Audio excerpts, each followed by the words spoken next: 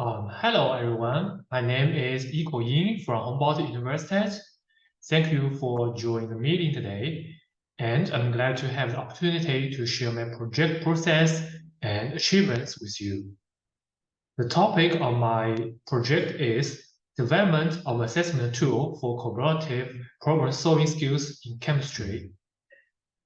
My talk will be divided in 4 sections: the theory, the method, and design, analysis and result, and conclusion and discussion.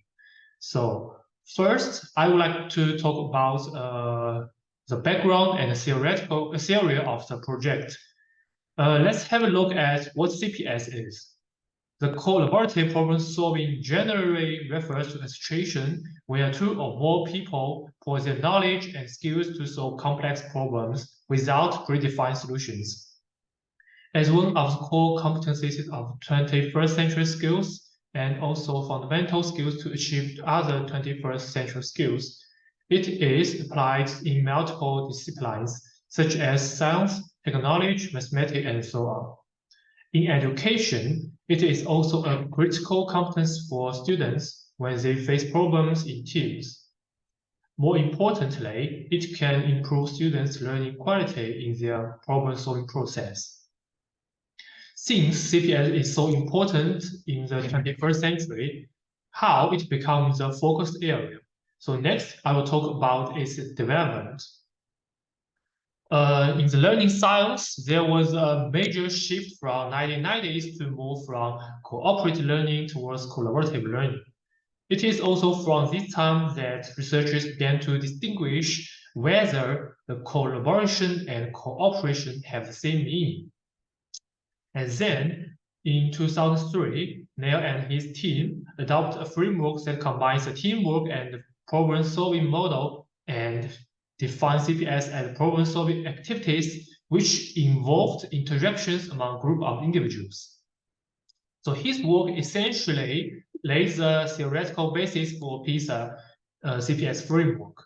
Now, the main study to focus on the assessment of CPS has been the ATC 2021st and the PISA. The approach taken by ATC 21st identified 2 domains of CPS, the social and the cognitive aspects, while the PISA framework includes 4 problem-solving process and 3 collaborative competencies. For the CPS framework in PISA, the 3 CPS competencies are crossed with the 4 major individual problem-solving process to form a matrix of specific skills. This table shows the detail of each sub-skills, which illustrates the interactions of each problem-solving process from A to D and the collaborative skills from 1 to 3.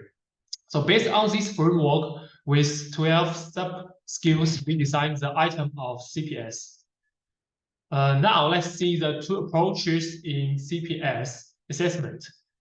There are 2 main approaches to the assessment of CPS in current study. One is human to human. It means students interact with group members in different CPS situations. Unlike the human to human approach, in the human to agent approach, students interacted with 1 or 2 computer agents. The agent will give some instructions or feedbacks based on their answers. And both methods have their own advantages and need to be chosen according to the practical situation. There are also some limitations that should be considered when developing CPS tools. On the one hand, students' behavior in CPS analysis by their dialogue or behavior in group works or discussion, especially when come to collaboration skills. And for human to human approach, it would be difficult to establish human to human settings because the content factors are not easy to control. Also, their interactions by human to human approach need to be recorded by the multimedia. In this case, a lot of time is required to collect and analyze the data. On the other hand, Researchers on contribution of conversational agent in collaborative situation is still scarce. And few studies have examined online collaboration and the problem solving in science, even less in chemistry. So based on these reasons, this research the research aims are divided in the following 2 points. The one is to develop a standardized CPS assessment tool based on the PISA framework by human to agent method for chemistry. And the other one is to discover the influence of the interest and motivation, cognitive ability, and other factors on students' performance in CPS. Now, let's go to the second section. Here I will introduce the design of the CPS assessment tool. We use the technology-based tool Lime Survey to develop this test. In this test, it contains 3 chemical topics. One is a Coca-Cola titration. It means students have to calculate the amount of phosphoric acid in Coca-Cola by titration. And the second one is fruit battery. It means students have to find the most effective fruit battery by comparing several electrode types and the depth of the electrode types, which insert into the various fruits like lemon, apple, and banana. And third one is soap making. Students have to choose appropriate oil to make a bar of soap for the chemistry teacher. And the item type is multiple choice, and the pointmost scoring is used to record students' response. The example of interface is presented in the figure 2. At the top of this web page, you can find the task information. Then you can find some computer agents who will talk to the participants. They will ask questions or generate different options, and the participants have to work with them to solve problems by selecting the options as a bottom. And the figure 3 shows the conversation path. Here, the option D is correct and was scored 2 points. When students answered correctly, the conversation path directly went to the next step and next item. If not, the computer agent will give them a hint, and then it will score 0 or 1 depending on the answers, and then go to the next item. After introduce the assessment tool, now I will talk about the pre-study and the main study. In pre-study, we select 52 grade 10 Chinese students to do the CPS test in Zhejiang province. This city has a similar size to Berlin and is 1/100th of the size of Zhejiang province. And these students are all come from ordinary high school, which are similar to the gymnasium in Germany. After test, the 10 students were selected to be interviewed in order to get their feedbacks. There are some feedbacks from students, and based on these feedbacks, we modified our tasks. And then in the main study, a total of 292 students participated in the test. And to find the impact of variables such as interest, motivation, and others, we also include these 5 tasks: the CPS, the cognitive ability, interest and motivation, pre-knowledge, mental load, and stress. To estimate students' CPS performance, and their raw scores were scaled with the help of math models. The generally particle credit model was also adopted to rate the item scores because the data in this study are pointmost and digitamost. And each item only measured 1 specific dimensions, and after that, the correlation analysis was performed by using SPSS. Now let's turn our attention to the results. The table 1 shows the mean and the reliabilities of the 3 scales. Students' interest and motivation were high with a mean of 3.38, close to 4, and have a very good reliability. And for the stress test, there's only 1 item here. Students just give the quick feedback on their stress during the test by moving the slider. And the mean value is 3.4, so it can be just that students feel relaxed during the test. And for the mental load test, it just tests after students finish each experiment, and similar to the pressure test, the mental load is not so high. But however, the reliability is only about 0.6. Then let's look at the figure 5.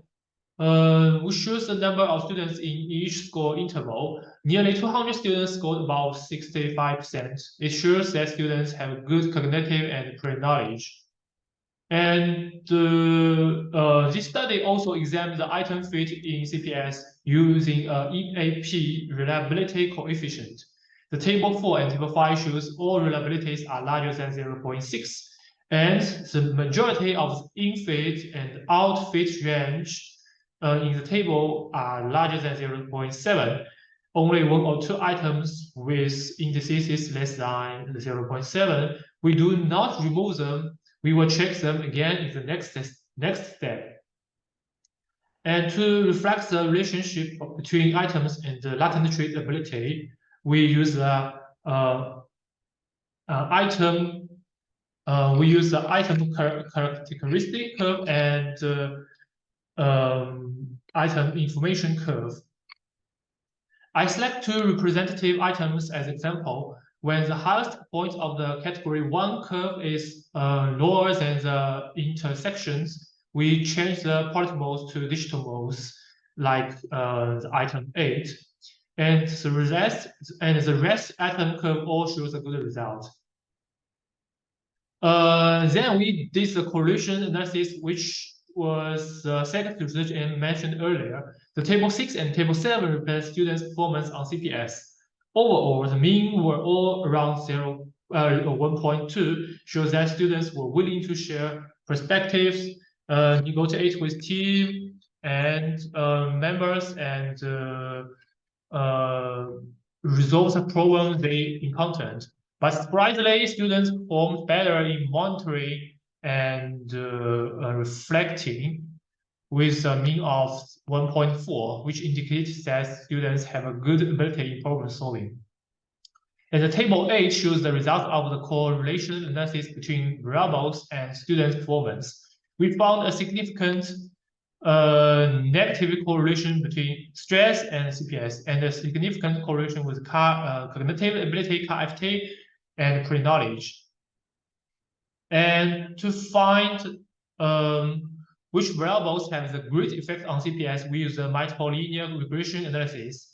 The F and P value indices that there is a linear correlation between the dependent and independent variables, and the regression model is statistically significant. The result of 3 variables shows that the effects of the KFT and pre-knowledge on CPS were statistically significant, both p-value less than 0.001, while the stress was not. Overall, the CPS assessment tool we developed was feasible and able to measure student CPS skills. The item fit and ICC curve shows a satisfactory result, but the overall reliability of the tool was not satisfactory, which may be somewhat related to the small sample size. Most students perform well in CPS, especially in monitoring and reflecting, perhaps indicates that Chinese students are more focused on the collaborative outcomes. In correlation analysis, pre-knowledge and KFT have a significant student CPS performance, which was in line with the general pattern of students' skills development. In the next step, the general number of agents, school, or other factors will be considered for the analysis. In the end, I'd like to thank all the people who support and help me. Also, thank you for your time and attention.